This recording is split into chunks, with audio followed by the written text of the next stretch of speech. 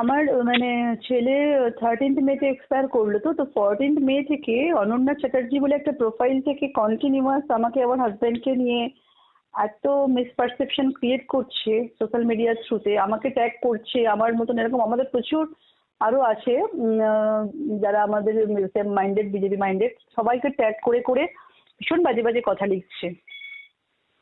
Continuous এরকম করেই যাচ্ছিল। রোজিনা থেকে শুরু করে আলিয়া আফজাল এরকম অনেকে অনেক কিছু করেছিল। তো এতদিন আমি পেশেন্স রেখেছিলাম, আমার ড্রাফটিং রেডি ছিল আগস্ট মাসেই।